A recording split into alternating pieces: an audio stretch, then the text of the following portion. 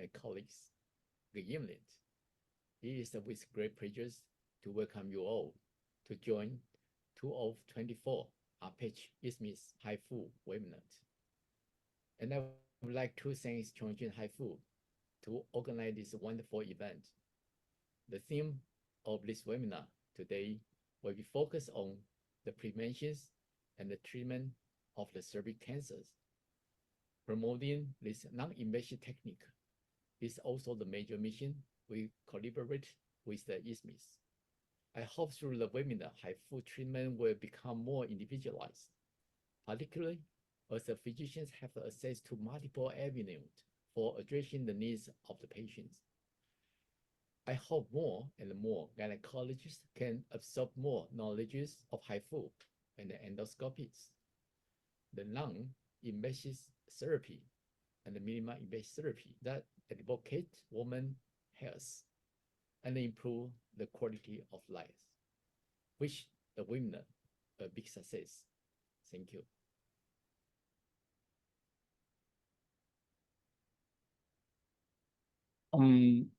Perhaps I can say a few words. Hello, everyone. My name is Dr. Selva. I am actually the Vice President of International Society of Minimally Invasive and Virtual Surgery. I would like to welcome you all to this webinar.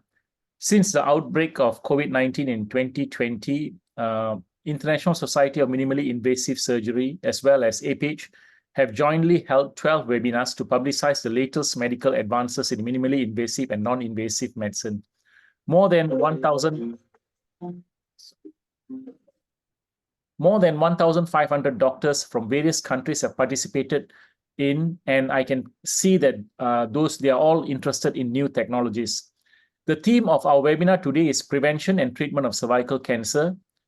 Vaccination, screening, and treatment are three important measures in the global strategy of accelerating the elimination of cervical cancer as proposed by WHO. In the lecture content of our webinar today, Professor Shi Chuiling and Professor Wang Zi will talk about focused ultrasound, which is a prevention treatment from the stage of precancerous lesion of cervical cancer. Professor Qilong Li will give a lecture about minimally invasive therapy after diagnosis of cervical cancer. All are very interesting topics. Doctors can leave your questions in the chat area or ask questions after the lecture. At last, I would like to announce here that ISMIVS will hold a short-term training course on focused ultrasound treatment of tumors and gynecological diseases, including cervix and vulva, in Manila, Philippines in July this year, which is free of charge. Now, doctors who are interested can register for this training, and 20 doctors will be selected and will be recruited for this course. So I will be there as well, and I look forward to seeing you all in Manila.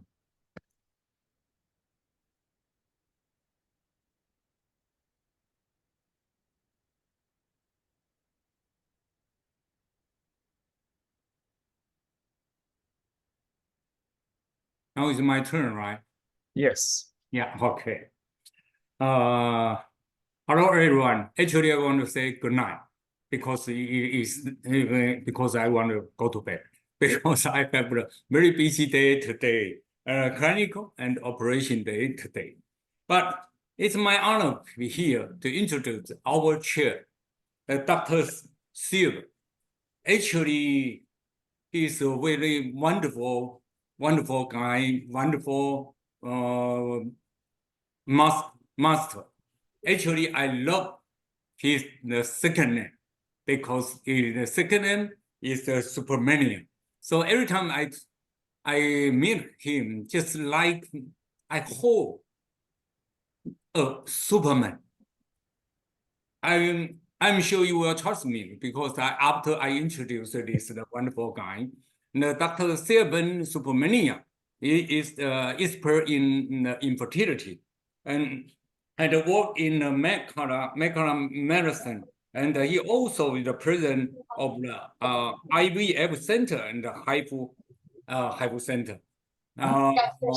Dr. Silvan ever in Taiwan for the minimal invasive surgery for the minimum inventory at Lincoln Chang'e Memory Hospital.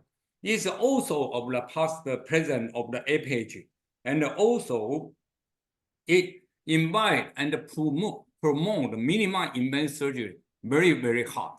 So the Dr.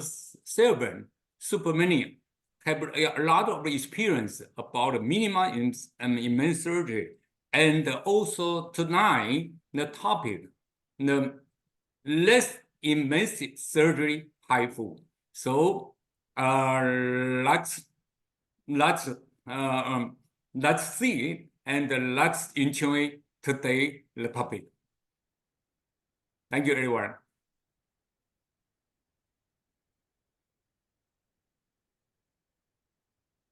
Hello, everyone. Let me introduce Professor Chang. He is the superintendent of Ida Chang Hospital, Taiwan. He's the president of the Taiwan Association of the Minimally Invasive Gynecology. He's also the chief supervisor of the Taiwan Association of Obstetrics and Gynecology, the TAOG, and president-elect of the Asia Pacific Association of Gynecological Endoscopy and Minimally Invasive Therapy, APAGE. So both of us will be introducing our speakers today.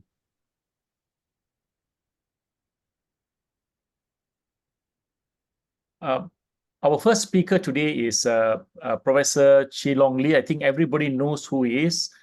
He is he actually runs the APAGE, the association that is the most famous in Asia Pacific. He's the chairman of the board of trustees of the Asia Pacific Association of Gynecological Endoscopy and Minimally Invasive Therapy, that's APAGE.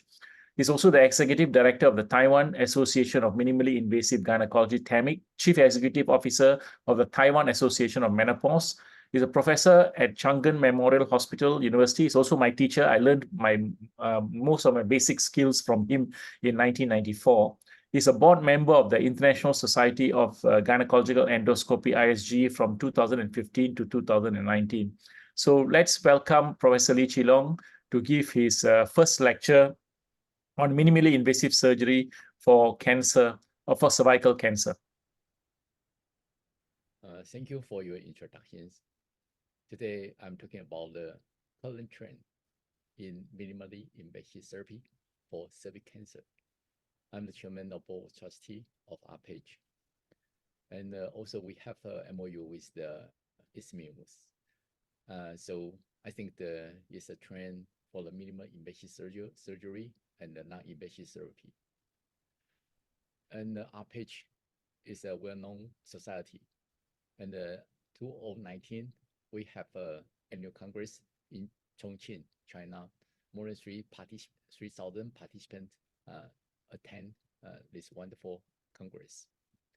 And year 2021 in Japan, but because of COVID-19, we have a webnet meeting, and also more than 3,000 participants in this congress. And 2 years ago, 2022 in Taipei, that is after the COVID-19, is a very successful annual congress. Last year's 23rd annual congress in Singapore, thanks to the Bernard Chance holding the wonderful annual congress, more than 1,000 participants in this congress. There are so many new innovative the knowledges in this congress. And this year will be the annual congress in Chennai, India, in 30th October to 1st September. Welcome you to join us. And also our wonderful journal, GMIT. The impact factor is 1.2, and I hope all of you can submit your paper to this wonderful journal. So we know that cervical cancer is the 4th most common cancer in the world, and it's a burden for the global. And so they happen in the low and the middle classical income countries. So the competing the health needs impact the socio-economic conditions, healthcare infrastructures. So we know the cervical cancer is caused by the HPV virus, so it should be preventable. It should not be cost so many and attentions or so much money in the treating this disease. So we know what to prevent cervical cancers and what is the best way to treat cervical cancer. Because the HPV infections identified as the primary cause of cervical cancers, maybe more than 99% of cervical cancers, we can find they have HPV 16 or 18 infections. And the persistent infection with high risk HPV can lead to the integration of the viral DNA into the host genome, disrupting cell processes and promoting oncogenesis. And the oncoproteins E6 and E7 produced by high-risk HPV types play key role in inhibiting tumor suppressor proteins and also promoting the cell proliferations and disrupting the cell cycle control, ultimately contributing to the transformation of the normal cell, cervical cell into the cancer cells. So they have another risk factor, just like smoking, immunosuppressions, and multiple sexual partner, and poor nutrition, and the genetics factors include the individual's susceptibility to HPV infections. And early detection is very important because in early detections, we can have proper interventions. And most of the early stage cancers, cervical cancers, is often asymptomatic.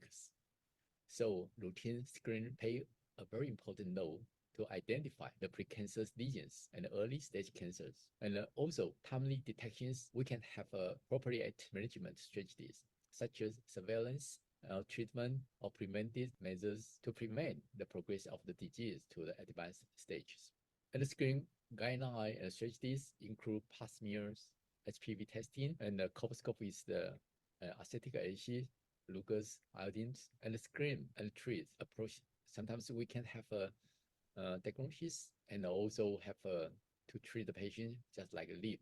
We can have a treat spontaneously with the detect about the precancers or cancer.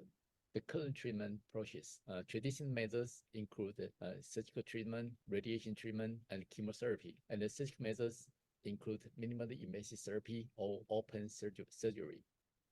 And we know surgery is cornerstone for the cervical cancer treatment.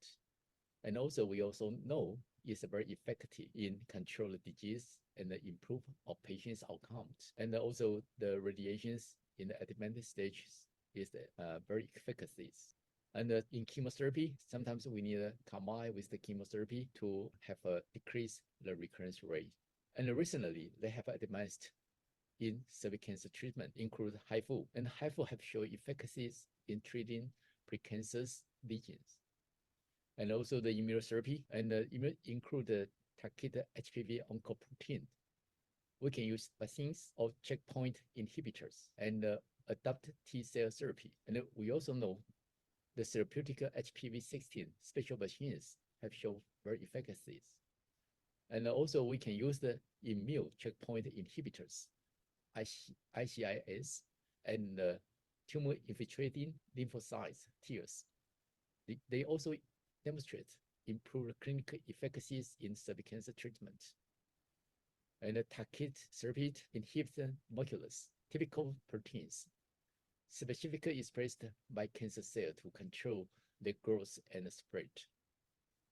And we also note after surgery or maybe in chemotherapy, we can use the chemotherapy with the radiations or with the immunotherapy or targeted therapy to enhance the treatment outcomes. And also we know they have a promising result from the combination different therapeutic approaches in other cancer. And so it can be improved the cervical cancer treatment outcome. So we call it what is the prompt intervention, open surgery, or we should do the minimal invasive surgery. Before 1993, the first generation surgery, maybe open surgery is adequate. But after 1993, laparoscopic radical surgery began. So maybe that is a second generation surgery. Laparoscopic, maybe the prompt, the treatment. And after 2010s, the late surgery, robotic surgery coming out. So maybe that would be a good way to do the cervical cancer surgery.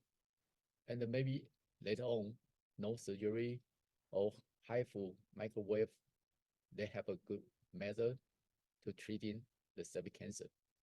So from history, we note in the early stage, 120 years ago, Williams have the radical surgery, and also 1921, Okabashi have a radical surgery, Okabashi method.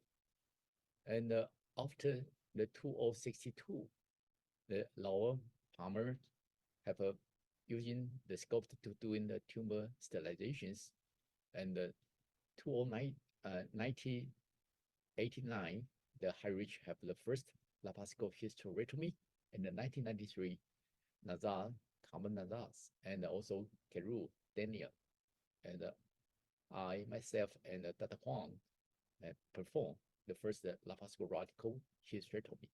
So the radical surgery should be from abdomen or from the minimal invasive therapy.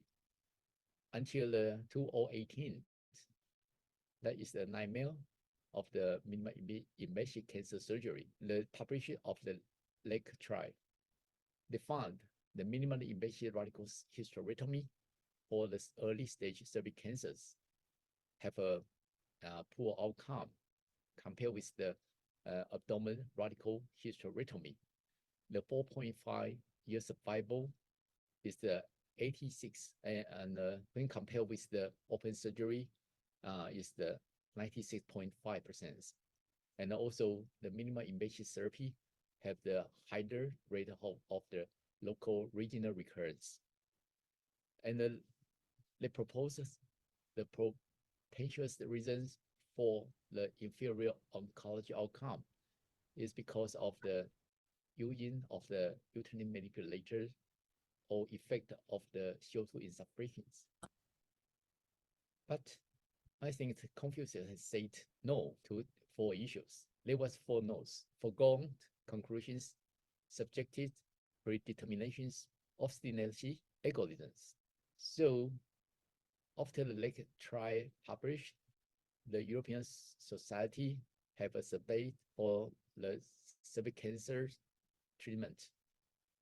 We can find 48.9% the pre-Lake study, they have using the minimal invasive therapy, but in 2020, after the Lake study published, they just have a 18.2% using the minimal invasive therapy.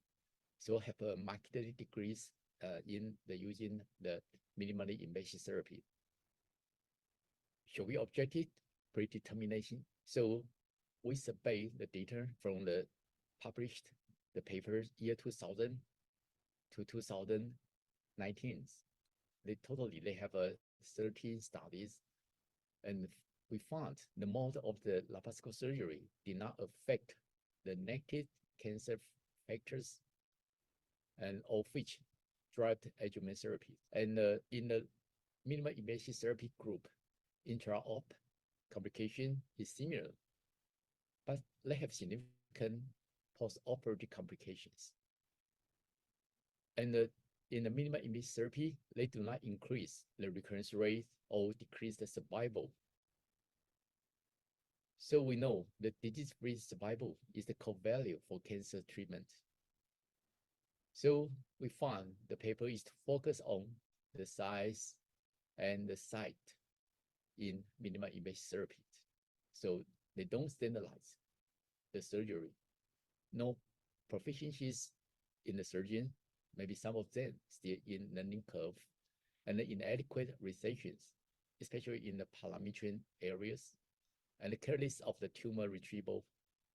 And they had just 1.1 cases per center in 1 year in laparoscopic radical hysterectomy clinical trial. Cannot proficiencies label. And so we have also published our data in the past from the 2009 to year 2014. And we can find in our patient, 69 patients, we frequently doing the surgery. So the operation time just about 3 hours, and the blood loss just 250. and the hospital state 2.8, and the total lymph node at 18.3, pre-training 2.4 days, and follow-up totally we have a follow-up more than 5 years, and in average will be the 96 months, and there were no recurrence and no deaths, and the 5 years survival will 100%. So here is our measure to get the laparoscopic radical surgery as a probed the measures. First, we insufflation from umbilicus, and after we can increase the intra-abdominal pressures up to 20, and the insertion from the deform point. And after insertion, the deform point, the intra-abdominal pressure decreased to 15. And then exam of the liver, diaphragm, abdomen, and the intestine. Then we doing the lymph node dissections. Because it's not a point, so we just doing the complete lymph node dissection and then coagulate on the uterine artery, and then do the both sides of the pelvic lymph node dissections. Then we do the radical surgery. Because we can early detections of cervical cancers and standardize of the radicality technique, so we can have a good outcome. And also we have the tumor-free concept, and we use the advanced therapy, the instrument. We can find we use the ligature, so very effective even in the uterine artery, IP ligament, just 1 or 2 bite of ligature, they can complete hemostasis.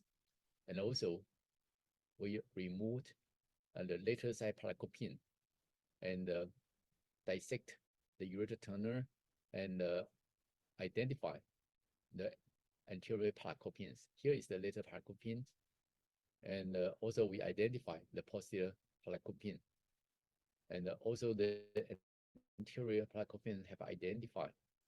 After that, the adequate the margin have been separate and remove the uterus completely from below.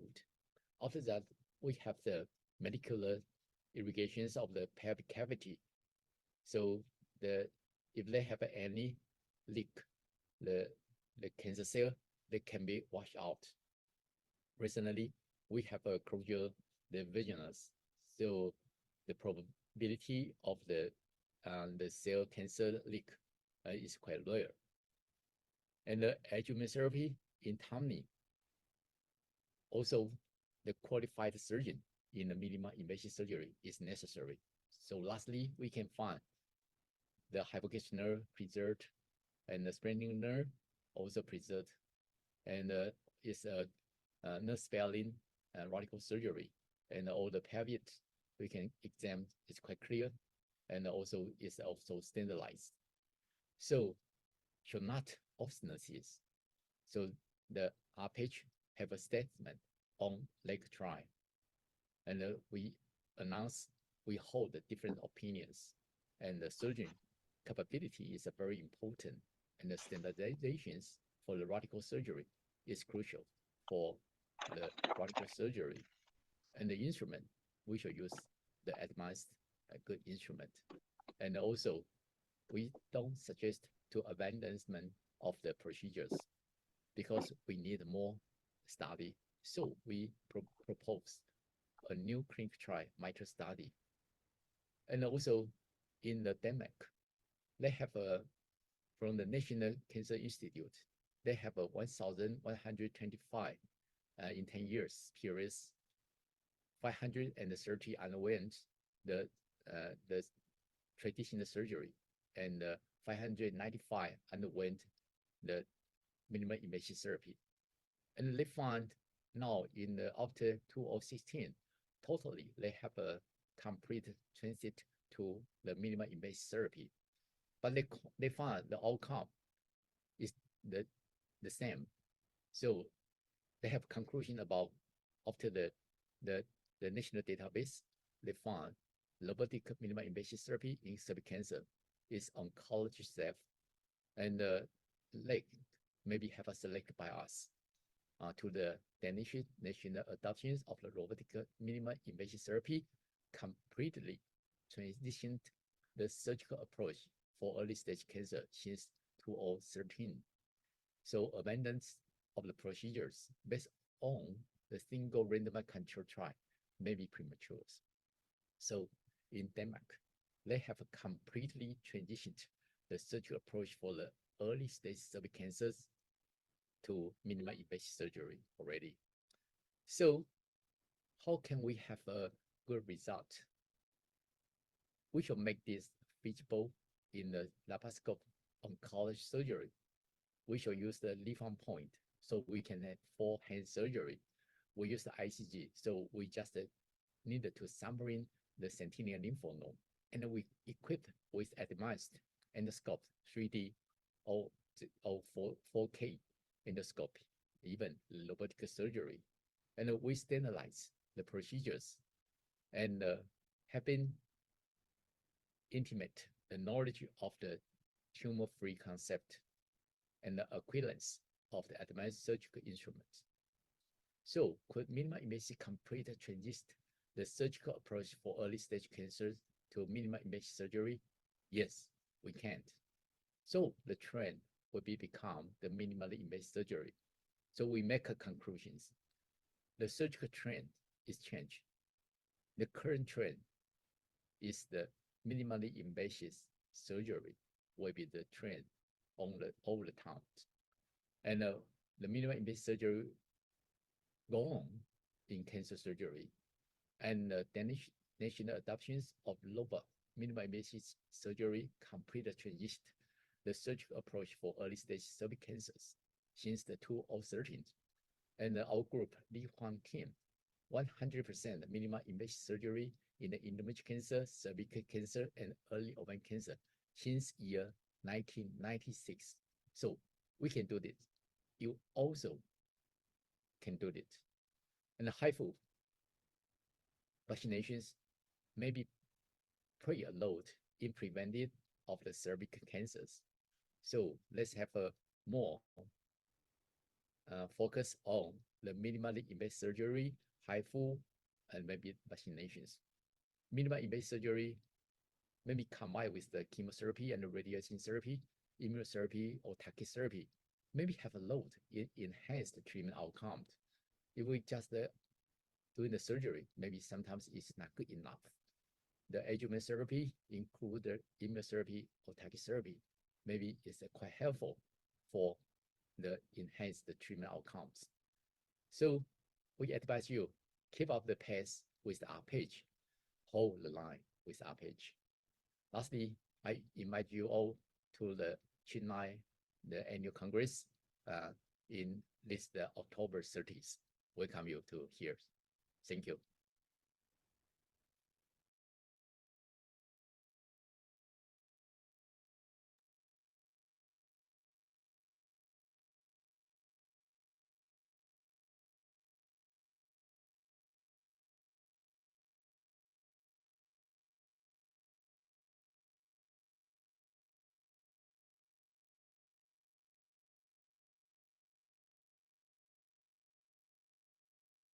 Supermania, would you please open the mic?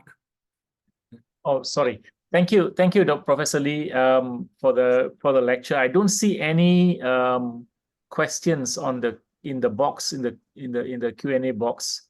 Yes. Okay. Yeah. So I think the HFU and also the minimal invasive surgery will be the trend in the preventive medicine and the prevent of the cervical cancer and also the treatment of the cervical cancer. Yes. Professor Lee, in your department, for all cancer, early cancer cervix, do you all still do laparoscopic radical hysterectomy? Yes, in Li Huang group, we all do the laparoscopic surgery only. Yes, include the endometrial cancers and the early ovarian cancer, just the same. Yes, we have no open surgery. Yes. Excellent, excellent. I think you are leading the way, because many of us who are doing this are very worried, because the patients find out about the lag trial, they will not be very happy with us. So we are not as aggressive as you to still continue doing radical surgery for cervical cancer. Of course, for endometrial cancer, we do all the time, but for cervical cancer, we're very careful. Yes. So you can find Denmark have a very good, very excellent data for the cervical cancer. Contrast to the leg study, almost now the cervical cancer performed in the Denmark, they have is also the minimal invasive surgery by LOBA, but maybe they have the many LOBA in the country, but actually in the Asia region, maybe the 3D laparoscope is quite work well. So you maybe use the 3D and 4K in doing the radical surgery. I think there will be the same outcome with the as the Denmark. They have can transition all the surgery to be minimal invasive surgery. So I think that's possible. There's one question from Dr. Yuen Go Irene Horn. Her question is, does uterine manipulator affect the outcome? Do you use uterine manipulator or you don't use uterine manipulators? Yes, actually, you can find if we don't use the uterine manipulator, sometimes the parametrin is you want to take it out a little bit difficult. So the radicality sometimes is maybe limited. So in our group, we all using the uterine manipulator. But after uterine manipulator use, we have the couples, the irrigations to the pelvis. And also we have if they have any parametrins involvement or something lymphadenopathy, we can earlier to have adjuvant therapy, chemotherapy. So I think that is the way we can prevent the effect of the uterine manipulator. Yeah, so we still use the uterine manipulator, and you can find our result. They did not have any influence on the uterine manipulator. We still have a 100% and the survival rate in the 2009 to 2014 during the 5 years follow-up. Just have a 100% survival. So we still use the uterine manipulator, but no influence on that. Yeah. When you do irrigation of the pelvis, how do you do it? You just put the patient in the reverse Trendelenburg position, that means the head up, and then irrigate to get all the water down. Is that how you do it? Yes, we just have first we just irrigate in the pelvis. Then we ask them to have the head up and irrigate more. So at least 3,000 smears is necessary to irrigate all the pelvis. And so if you have any cancer cell spread, maybe you can flush it out. So we have data about the implantation is relative to the tumor volume. If a tumor volume larger than about 10,000 smears, then maybe they will not. But more than 100,000 the concentrations, then they will have a high probability to have an implant. So the tumor volume also is very important factor. And if necessary, early adjuvant therapy, it will make the patient free away from the recurrence. Another question is, what do you use to irrigate, saline or water? We just use the normal saline. Yes. Okay. I think we should thank Professor Lee for an excellent lecture on this difficult topic, actually. And now maybe we can welcome Dr. Chang to introduce our next speaker. Thank you. Yes, it's my honor. And we will move to the next topic. And Professor Xi Kun-Lee. Professor Xi is a School of the Public Health, Chongqing Medical University Deputy Director, State Key Laboratory of the Ultrasound in Medicine and Engineering. And also, Professor Xi have a lot of the research and over 30 SCI papers in the past 3 years, and including 3 papers that with imperfect over 45. It's amazing. And also published in the journal, including the Nature Medicine and the JCO. Also, the Professor Singh is also vice chairman of the Elden Oncology Committee, Chinese Anti-Cancer Association. He is also the vice chairman, Clinical Epidemiology Community, the Chongqing Medical Association. He is also co-chair of the China chapter of the International Society for Quality of Life Research. I'm sure the Professor Xi will give a wonderful topic. Professor Xi, Thank please. you. Thank you. Thank you, Dr. Chi, for your nice introduction. And also thanks for Dr. Li. Long time no see. Hope to see you soon in Chongqing.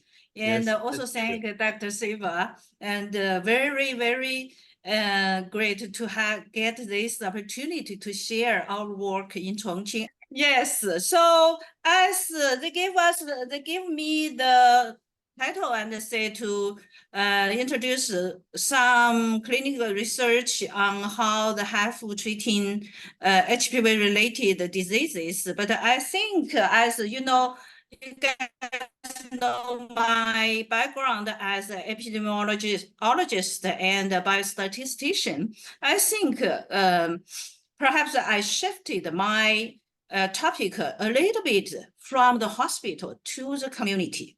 Because so in the next about 20 minutes, I'm going to give a very brief introduction of what we are doing in the community.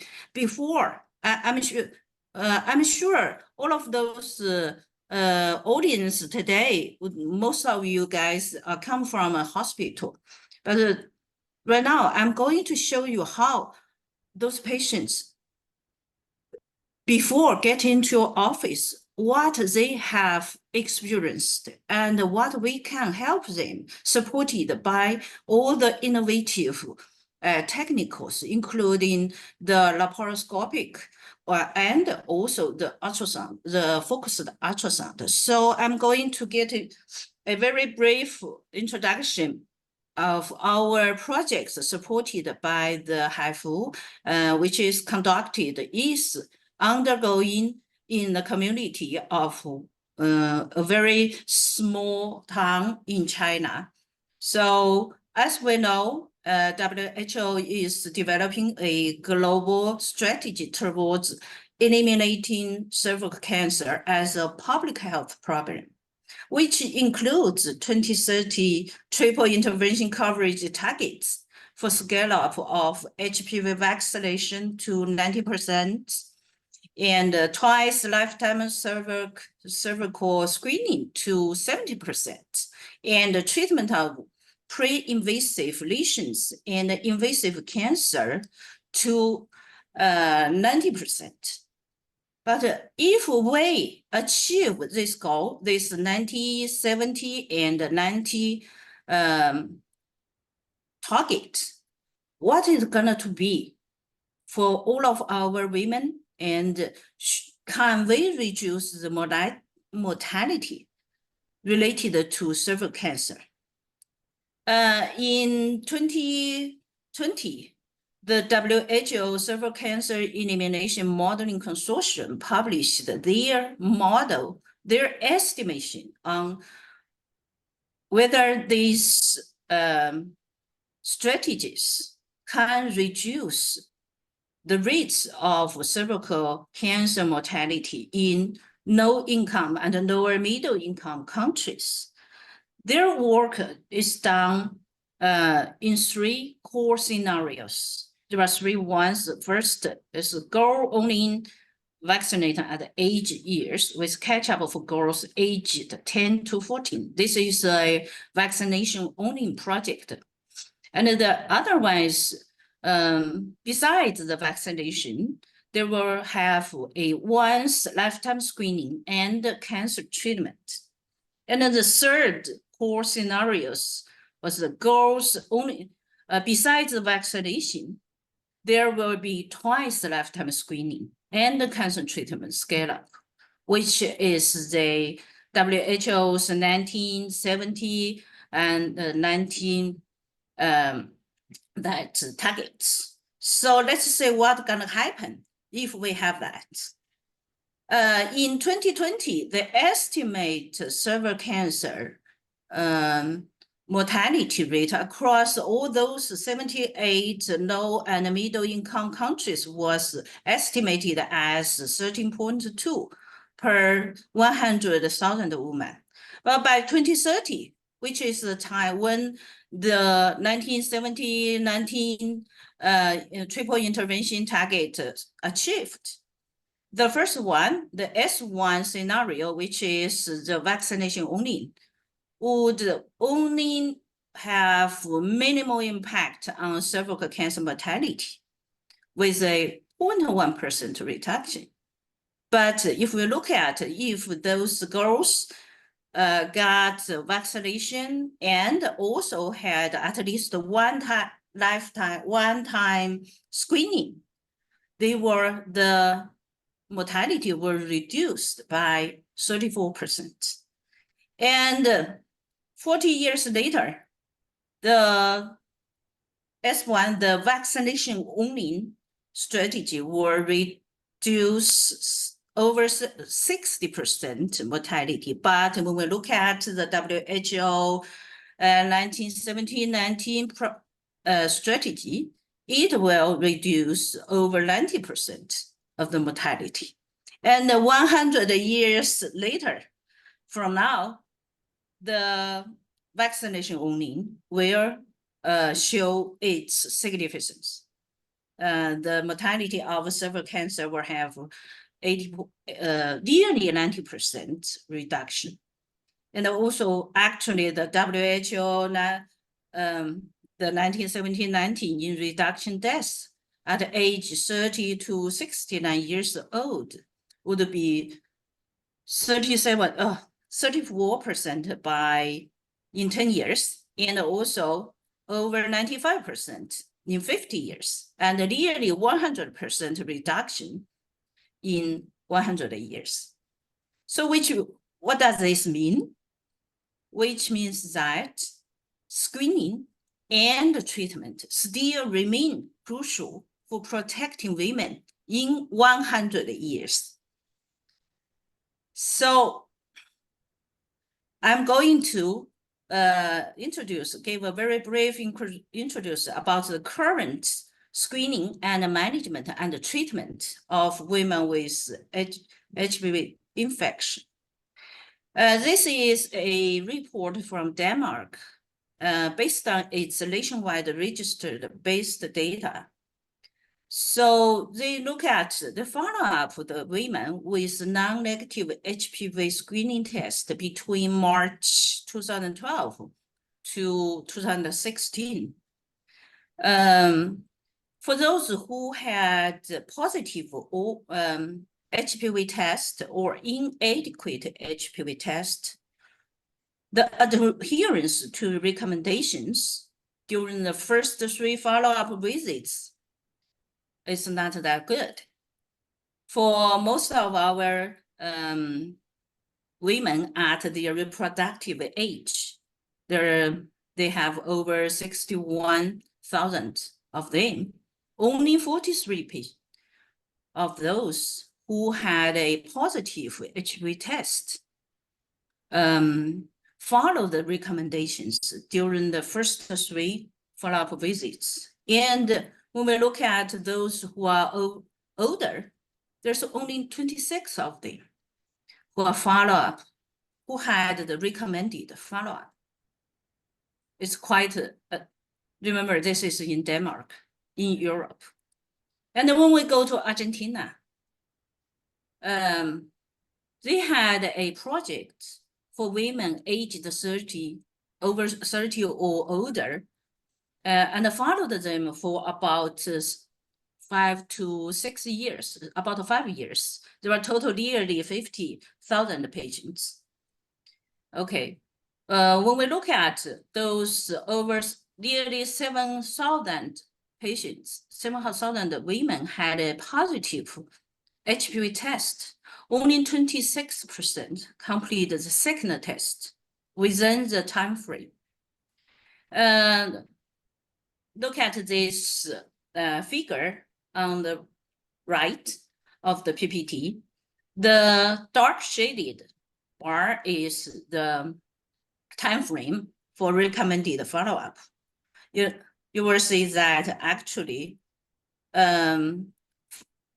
very few of them, less than 30%, completed the recommended follow-up.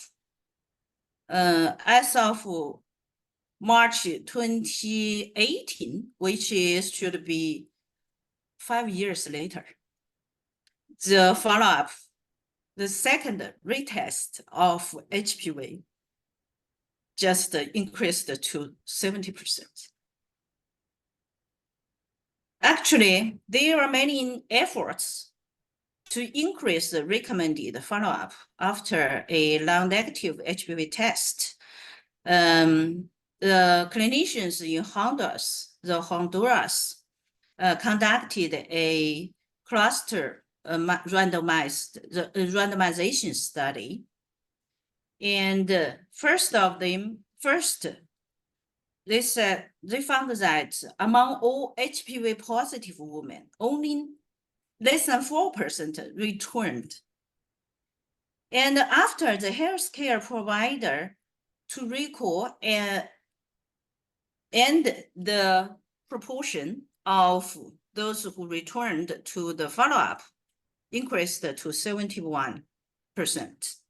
Just use a phone call and other reminders, contacts, like send a message or get into the in-person visit. So which means, yes, the retest or the recommended follow-up is quite low, but if the healthcare system can do something, a significant increase of those who got HPV test positive will go back to the clinic to have their retest or to have their follow-up for either treatment or retest. And in Denmark, they had a central, they had done a 1-to-1 cluster randomized controlled trial and to test the hypothesis that if we convene the cervical cytology result directly to the investigated women, whether this strategy will improve timely follow-up compared to the conveying the result via the usual way, which means the message is sent to their general practitioner first. And the practitioner will send this message to the women. They have this is a very large a cluster randomization controlled trial. And the result showed very good. The efficacy is very good. And by the third month after the positive result coming out, the intervention group had a 50% without timely follow-up rate compared to the 19.5% in the Euro group. And the difference is significant. So seems if we gave this patient, these women, some intensive contact or strategy, we can change something. We can change the current very low proportion and a very low rate of recommended follow-up. But what's in China? What happened in China? Actually, everybody knows that in China, we have 2 cancer screening programs supported by the government, which include breast cancer and cervical cancer. And by 2018, the cervical cancer screening rate already reached to averagely, it's 15 to 25%. But data for follow-up after a positive screening result is limited. I even cannot find any. So based on all those information we had back to 2021, we started a cohort study. We proposed a cohort to provide the adherence to recommended follow-up after the positive HPV test.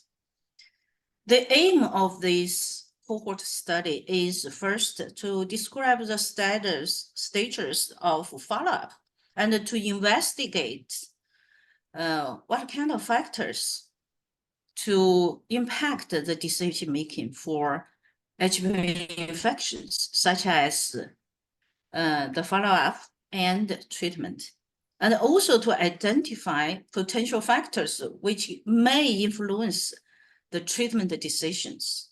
Our ultimate goal is to provide the real-world evidence to support optimal decision-making in the management of HPV infection, and ultimately strive to achieve the goal of 90% of women with pre-cancer treated. This study was conducted in a very low-income county. You will say from the map of China, this county is just set in the middle of our country. This picture shows this very beautiful place, but there are mountains all over the county. It's really hard to find a very flat place to get people together, to gather people. And this county is kind of back to 1990s.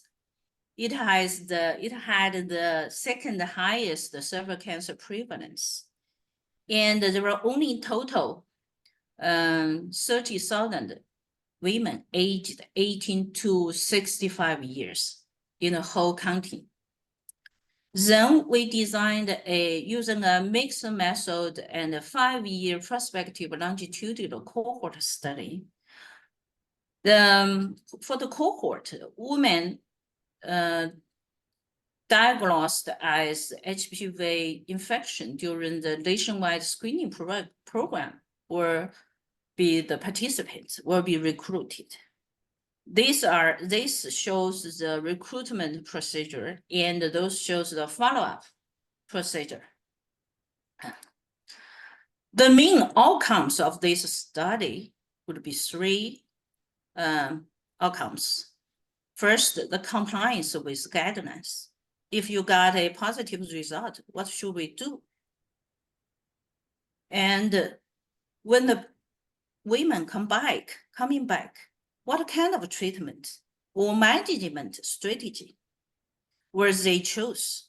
And also how the HPV infection status changed over the follow-up or over some treatment. So this table 1 showed the data collection schedule. It will be, we will have totally 8 visits. The first 3 visits will be complete during the first month of the screening. And after that, those women will be followed every 6 months. So to conduct this project, we used our own data management platform, which is a project-based data collection and storage platform. It accommodates the multi-projects, and all projects protected by account and private account and password. The data access levels is controlled by researcher themselves, not by the engineer. And also we can define our own CRFs, and they have the ability to collect data longitudinally. And the clinician and the researcher can control data exports for analysis anytime if the PI wants the data. Then we have a WeChat mini program to connect the data electronically, which enable the high frequent patient data collection. For example, we can do the symptoms and the functioning data collection every day when patients are back to home. And this, based on this platform, the State Key Lab of Ultrasound in Medicine and Engineering is establishing the data network over the country. Right now, we already have 75 hospitals and over 30 million data on this board. And we use blockchain technology to provide a transparent, secure, and efficient way to manage data. Okay, this is the baseline investigation. We investigate all women in that county aged 18 to 65 years old, which right now it is a little bit over 21,000. We use questionnaires to get the information about their general health status, which also include their history of gynecologic conditions, include cervical diseases. You will see we use the pad, here is the pad, or paper-based questionnaires, and via face-to-face interview. Right now, in our cohort, we have total screening women up to just a little bit over 5,500. And currently the HPV infection rate is about 17%. It's quite a lot higher than that in the Eastern China. But I would say it may be because of the age groups, because in that county, all the young people, the young ladies already got out of that countryside. They went to the big cities, and we cannot find that much young ladies in our screening program. And the follow-up is not that good. The 6 months follow-up is about 50%, and 1 year down to 20%. To the non-adherence reason, there are several ones. Lack of money, the transportation is difficult because all of those villages are spread in the mountains, and also they have to do child care or any other housewife's job. Also, they are hesitant on the effectiveness of treatments. For example, when the women with HPV positive test came back 6 months later, they found that their HPV is still there. So they feel kind of disappointed. So they won't come back next time. And also we found that for the girls under 14 in elementary school and middle school, the HPV vaccination rate is quite low, especially for those in elementary school. We interview the girls themselves and also their parents, and also the school teachers and the government officers, identify several barriers for vaccination. First of all of those, even the teachers, their parents thought those girls are too young to be vaccinated. Using this data, using the baseline data, we have conducted 2 cross-sectional studies. First is the HPV infection in older women. The purpose is to explore the epidemiology and factors influence the HPV infections. We use the cross-sectional design and the data extracted from baseline investigation of these cohorts. So those are the inclusion and exclusion criteria. We have published this paper, these results just 1 month before. And we included 2008 patients from 40 to 65, and 21% had a positive HPV test. And the prevalence of HPV infections increased by age group. You will say, those, please say the left one. The green line shows the high risk HPV infection. You will see that it increased by the age. And also the genotype of HPV in age groups are quite interesting. For those 40 to 59 years old, the top three was 52, 53, and 16. But for those older ones, the first one, the top one is 58, and then 52, 53, 16 is not there. And also, we identified that factors related to HPV infections, age at first marriage, younger than 18, and also if they have, and also if they have 2 or more number of pregnancy, and also the education level, they're all risk factors related to HPV infection, which suggests us some health education program should be focused on this group of women. And also we look at how those women, how the knowledge and the practices regarding HPV and cervical cancer screening. We also use those patients. And we have measured their HPV-related knowledge by 7 questions. And also we measure their attitude for willingness to receive the HPV vaccine. And also we define a regular screening as they have at least 1 screening for cervical cancer in the past 3 years. The preliminary results showed that for those who had, very few had a regular screening for those women. Over 80% would only have 1 time. And their knowledge of HPV is significantly lower than those who have regular screening.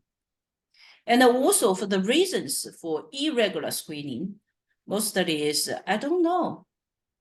I should check regularly. And I don't know, what can this screening benefit me? And I don't have any symptom, I'm good. I don't have to. No time, traffic inconvenience, and fear of the procedure, all kinds of things. And also we found we had an attitude toward the HPV vaccine, which is surprising us. Actually, although there is a significant difference, everybody thought if I had a daughter, I would give them, let her receive the HPV vaccination. It's quite, yeah, it's a little bit surprising. Okay, those are our preliminary results. For future plans, we will have a very intensive follow-up cohort to enhance the follow-up, to recall those women back regularly and back as recommended.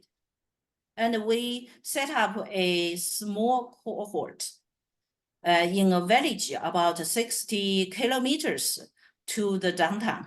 And we are introducing the new treatment technology, the HFU, the focused ultrasound, in the HPV-related cervical lesions. This will be done. This is undergoing in our cohort.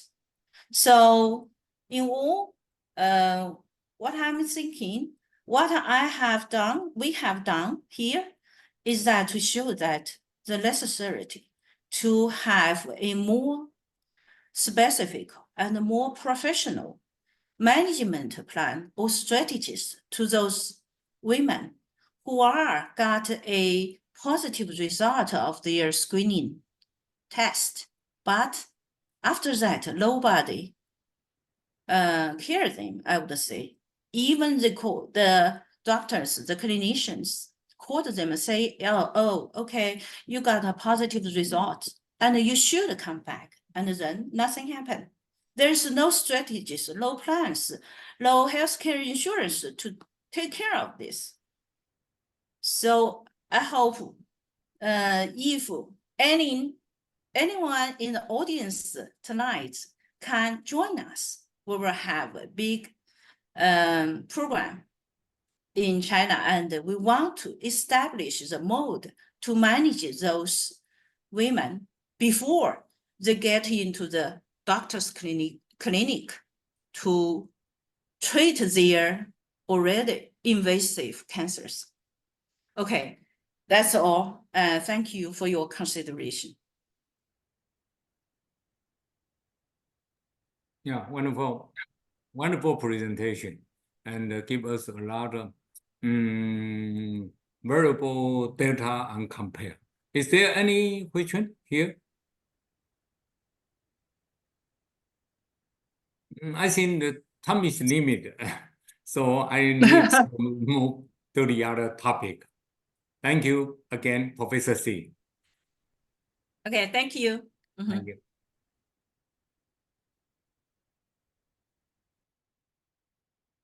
Our next speaker is Dr. Wang Zi, who will be speaking on focused ultrasound treatment for cervical intraepithelial neoplasia, CIN. Dr. Wang Zi is the Deputy Director of Clinical Training Center at Chongqing Haifu Hospital, Assistant Director of the State Key Laboratory of Ultrasound in Medicine and Engineering, Head of the Medical Research Department of the National Engineering Research Center of Ultrasound Medicine. She's a member of the Focused Ultrasound Therapy branch of the Chongqing Medical Association, Standing Committee member of the Cervical Cancer Comprehensive Prevention and Control Committee of the Chengdu Maternal and Child Health Association. I think all of us will be very interested to know this new method of treating cervical intraepithelial neoplasia. Dr. Wang Zi, please.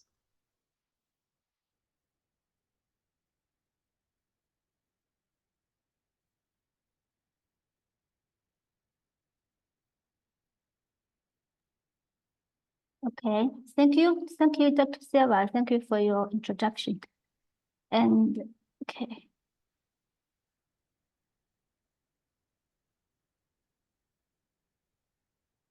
So it's my honor to share with you the focused ultrasound treatment for cervical intraepithelial neoplasia. And I will give my presentation from these two aspects. The first is the characteristics of focused ultrasound treatment. And the second is the clinical applications of focused ultrasound in cervical disease. So, not like the tumor system, focused ultrasound for cervical disease has the following characteristics. It adopts ultra-short focusing transducer with a treatment depth of about 3 to 6 millimeters, and the focal region is very small, with a long axis of about 3 to 4 millimeters. And when treating, the therapeutic ultrasound-specific couplant are used. And there's no smoke during the treatment, no ionizing radiation, and no respiratory effects on the operator. Since the normal tissue structure and the functions are not affected after treatment, it can be treated again if the disease recurs. As we know, focused ultrasound has good penetrability and energy deposition, which can directly deposit the energy into the deep tissue lesion through the epidermis or epithelial lesion. Due to the different sensitivity of different tissues and cells to ultrasound, under the appropriate dose, the diseased cells, tissues, and pathogens will be destroyed first, and normal tissues will relatively unaffected. So therefore, focused ultrasound therapy can treat the disease while maintaining the normal structures and functions of the tissue to the maximum extent. This is what we call the selective distraction of ultrasound here. And after ultrasound treatment, microcirculation and peripheral nerve functions can be improved, and the vaginal microecology and the immune environment can also be improved, promoting further removal of pathogens.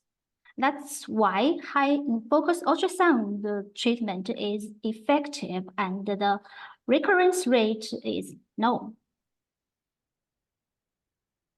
So the damage degree of ultrasound treatment is closely related to time and output power. These images show the ultrasound damage of beef liver in vitro. In fixed point scanning, the longer the scanning time, the greater the damage. But we can say that the depth of these injuries does not increase with time. So in the treatment, we don't have to worry about too much damage to the deep tissue. It is safe and controllable.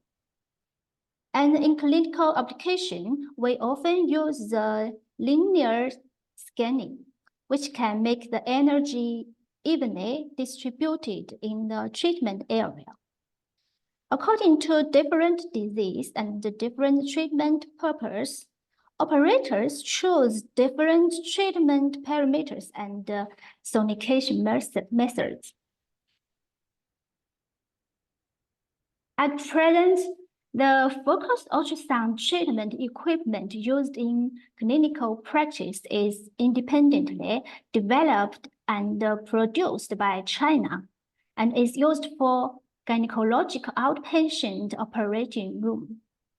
The scope of application includes chronic cervicitis, cervical human papillomavirus infection, and squamous intraepithelial neoplasia, vival white lesions and vival intraepithelial squamous lesions, and condyloma accumulatum.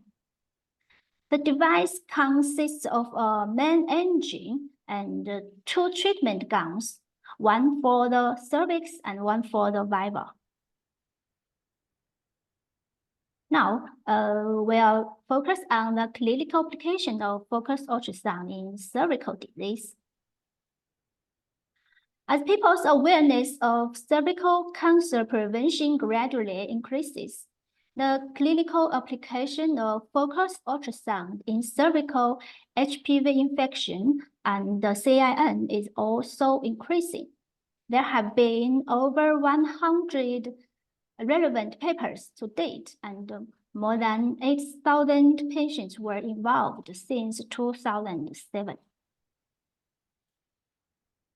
These are some data from the literatures. We can say that focused ultrasound can be used to treat not only low-grade squamous intraepithelial lesions, but also high-grade lesions. The negative conversion rate of HPV are from 70 to 94%, and the effect rate for low cell are about more than 90%. Now, let me give you a brief introduction to the treatment process. Cervical treatment is usually performed in 3 to 7 days after menstruation has cleared. The treated area is 2 millimeters beyond the lesion area. Circular scanning or linear scanning can be used both okay. The sonication speed is recommended to be 5 to 10 millimeters per second, and the speed is adjusted according to the response of the cervical tissues and the pain perception of the patient. The slower the scanning speed, the faster the energy deposition, and vice versa. There's no need to use anesthesia for cervical treatment. Patients may experience mild distension pain, which most patients can tolerate. Of course, the appropriate anesthesia method can also be adopted according to the hospital condition and the needs of the patient.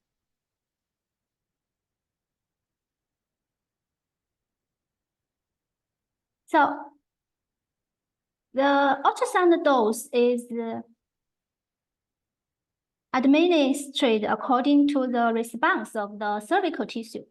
When these changes occur in the cervix, the dose is sufficient to stop treatment. First, the volume of the cervix is reduced. The squamous columnar junction becomes wrinkled and not smooth, and the boundary becomes clearer. With the external OS of the cervix at the center, the cervix sinks inward. The external OS becomes slightly larger, and the hyperplastic tissue becomes flat. And we can see white patches or intermittent white and red tissue appear in the treated area. The tissue is slightly dry and the texture turns a little hard. This video shows the process of treatment. The transducer puts the ultrasound energy directly into the cervix by contacting the tissue. Apply a small amount of therapeutic coolant to the cervix.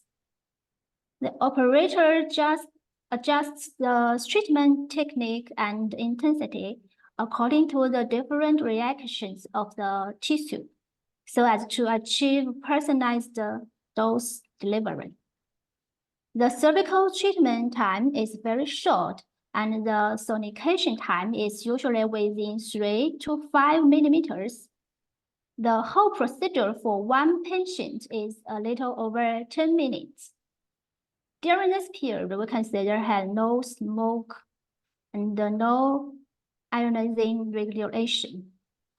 So immediately after the treatment, the cervical tissue indicated congestion, tissue shrink, and a slight inward depression in the center, centered on the external OS of cervix.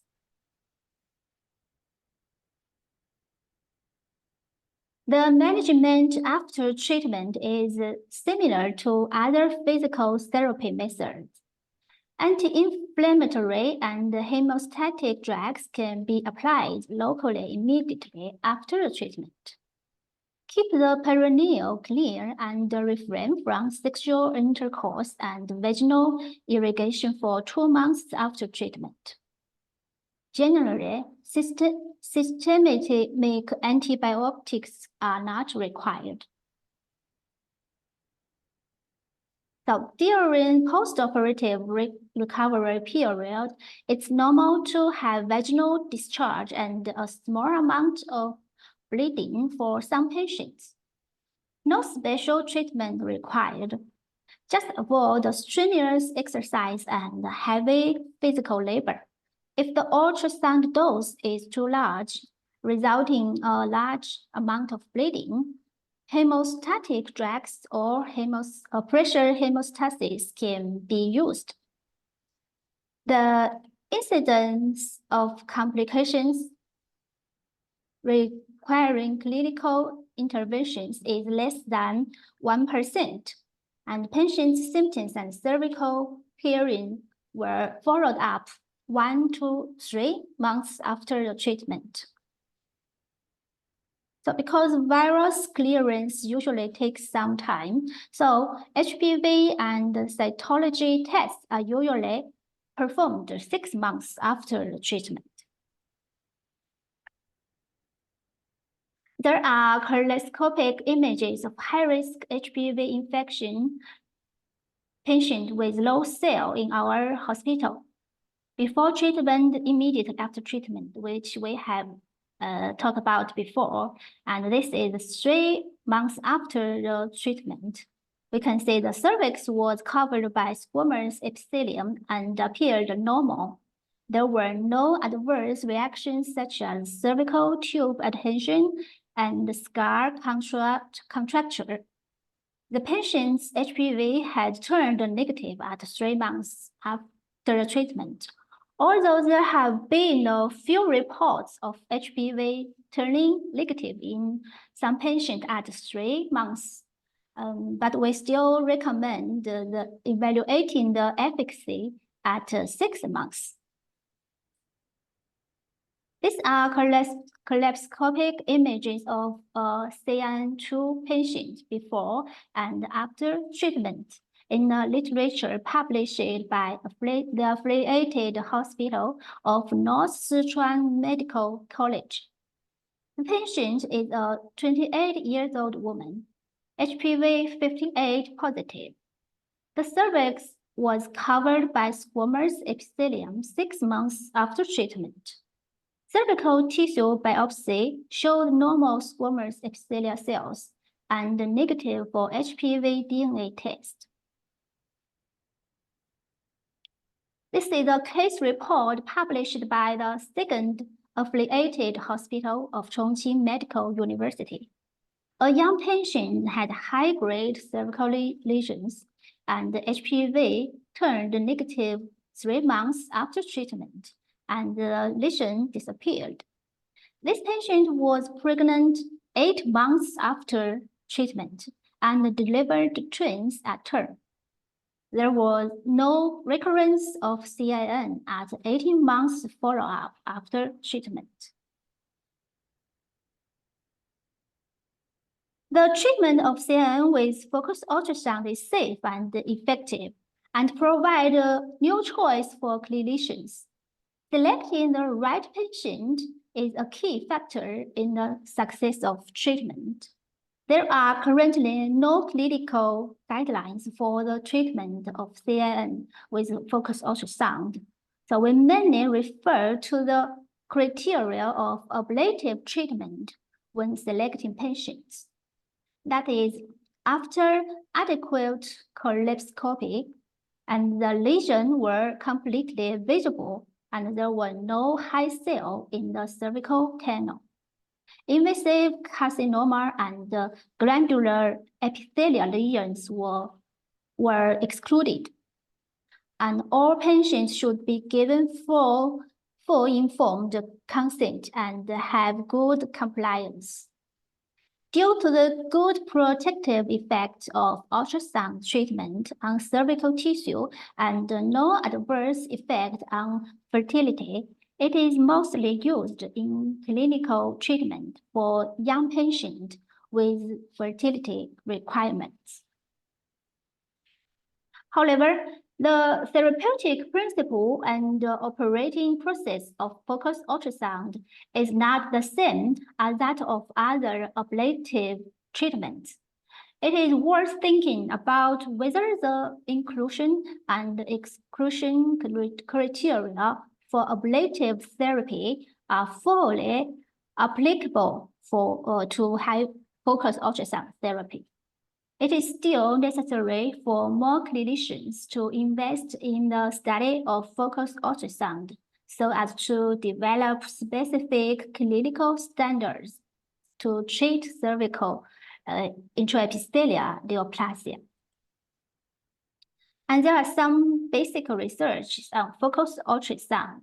A study of the effects of low-intensity ultrasound irradiation on cervical cancer cells and the related mechanism of cell death show that the apoptosis rate at hours, 12 hours, and 24 hours after ultrasound treatment was significantly increased compared with untreated cells.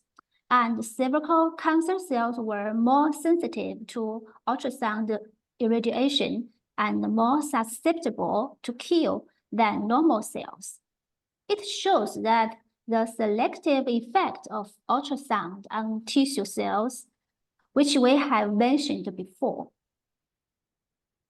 Another study showed in 154 patients with CIN, the ERAP1 expression was increased in cervical tissue after ultrasound treatment.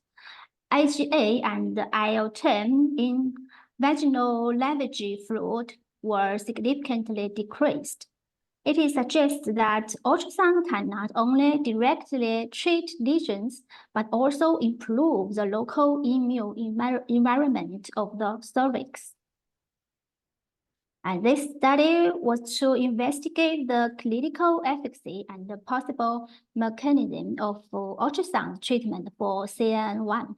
It was found that the expression of P16 and Ki67 was down-regulated, and the expression of FAS was increased 3 months after treatment, indicating that the focused ultrasound can regulate cell proliferation and promoting cell apoptosis.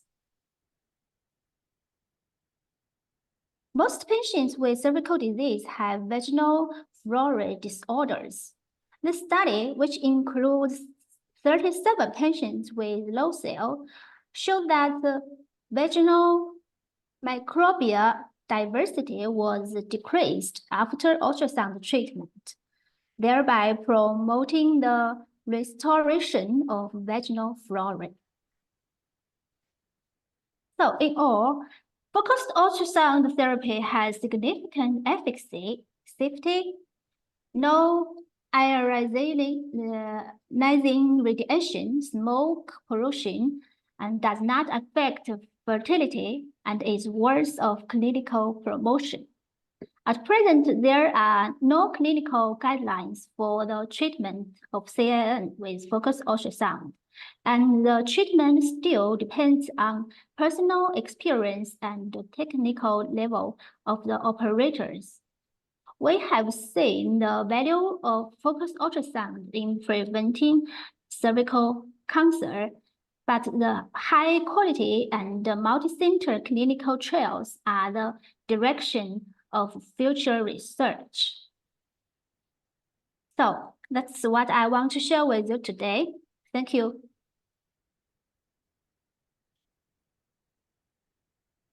Thank you very much for a wonderful lecture. This is the first time I'm listening to focused ultrasound used for cervical cancer, for CIN, although I've seen this machine in Chongqing, but never got around to learn to use it. I see whether there are any questions. There are no questions in the question box. Perhaps I can ask you, it's very interesting that you say that it only involves about 3 to 5 millimeter depth of the cervical area. If you burn at the same area that you have burnt, will it go any deeper, or it will just stay at the 3 to 5 millimeter depth? The focal region is about 3 to 4 millimeters, but the treatment area can dip in almost 6 to 7 millimeters.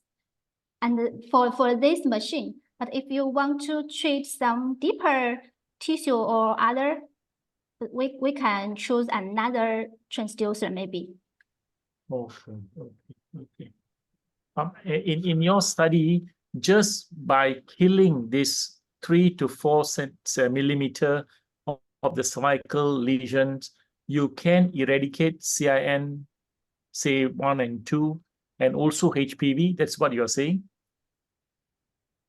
The deepest side is 3 to 5, but you can destroy the whole layer of this epithelial layer. Okay. So, I understand. I understand. mm,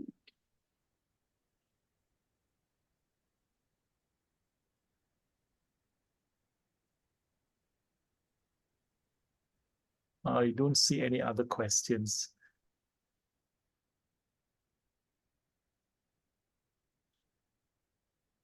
How popular is this machine in China? Is it approved for usage for CIN in the whole of China? I don't think it's available outside China. yeah, in China, we almost have more than 1,000 hospitals to use this machine for cervicitis, almost cervicitis. And for HPV infection and CIN, maybe less hospital. More than 100 hospital use this machine to treat CIN. And that's what we do in China. Besides Chongqing HFU company, are there any other companies making this kind of machines for cervical lesion?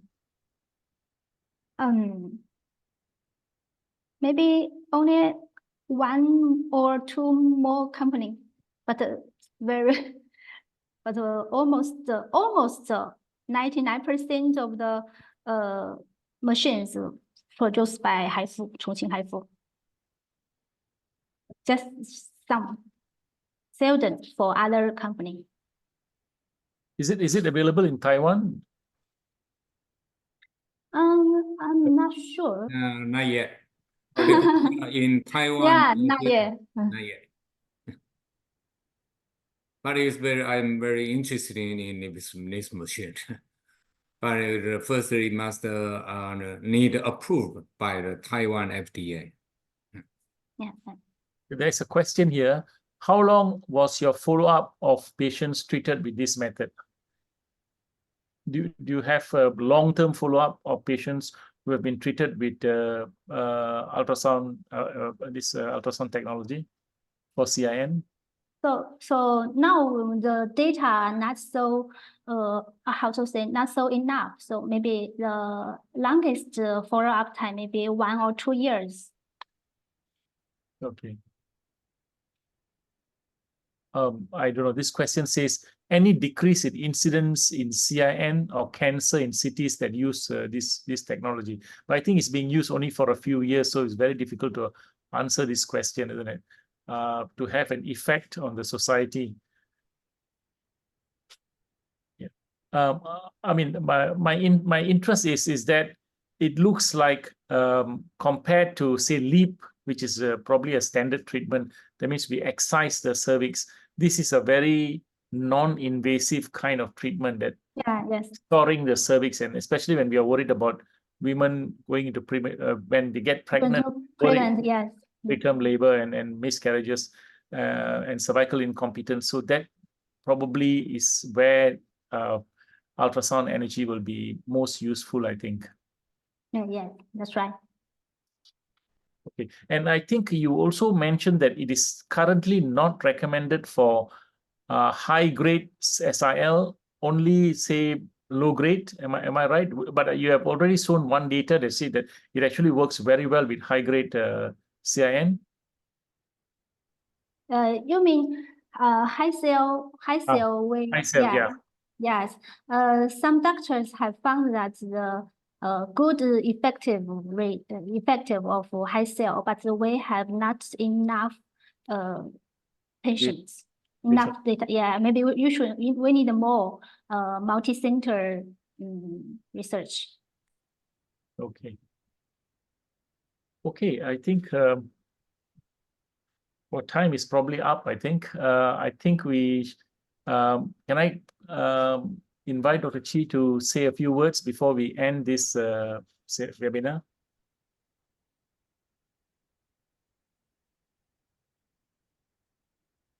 Okay, Dr. Silva, there are 3 questions in the chat box. Let me see. There's some more questions here. Sorry, there's another question. Are there any comparative study with other modalities? Yeah, it's a good question. And this probably you don't have any comparative studies for comparing for focus ultrasound with cryosurgery or LEAP or cone biopsy. Do you have any comparative studies yet? Yes, we already have some, but I haven't show you on this PPT. Maybe next time we will show you some other trials. Yes, we already have some to compare with the other methods. Okay, there's one other question. Is there any patient who develops cervical stenosis after this treatment? That means the cervical os become tight. Sorry? The question is cervical stenosis. That means when you do this HFU, the hole becomes very small. It becomes very small. Do you have this kind of problems? After treatment, is there any patient have the stenosis of cervix? 子宫颈治疗后有没有狭窄过？ No. We haven't found any patient to get the attention with the cervix tunnel. Okay, I think I've covered most of the questions here. I think we probably can. Anything else? Any other questions? I think no more questions. So I think we must thank our speaker, Professor Wang, for the interesting study. And I'm sure in time to come, it will be one of the other modalities that we have to treat. Especially, I mean, you only spoke about cervical lesions, but what about vulval lesions, vaginal lesions? All this can be, I'm sure, this modality can be used for treatment. Okay, shall we end the webinar? Maybe anybody in the audience, anything else? If not, we can close this webinar.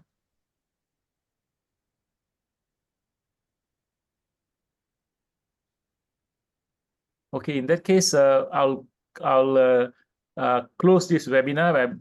We would like to thank Chongqing HFU for organizing this webinar, and I think it's a very interesting webinar, something different.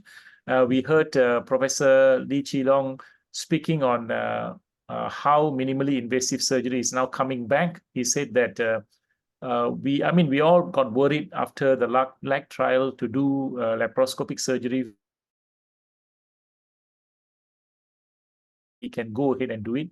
Our second lecture was very interesting, epidemiological studies in rural China to see what is the uptake of screening even after vaccination, and that is very, very interesting.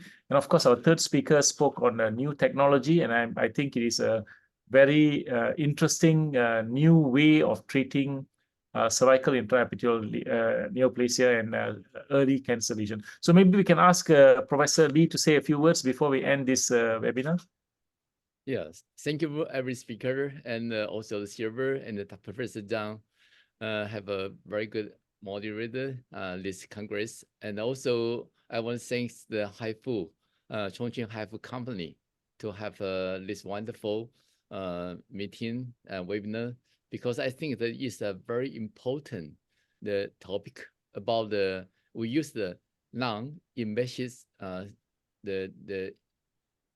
the modality to treat the scenes. Maybe later on, the very early stage cervical cancer maybe will be on the way to treat by the non-invasive surgery. So I think that is a very promising the device to let's to know this new non-invasive HFU. Yes. So also welcome all of you to join us in the next webinar. Thank you very much. Yes. I think Hannah wants everybody to be on the screen so that she can take a photograph. If you all could switch on your cameras. I think there are a lot of us here on the screen now, and we can yes, that's nice. We have our ISGE president here also. Dr. Eddie is also here.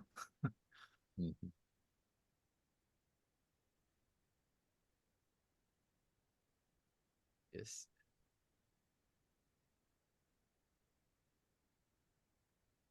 Okay, Hannah, we are ready.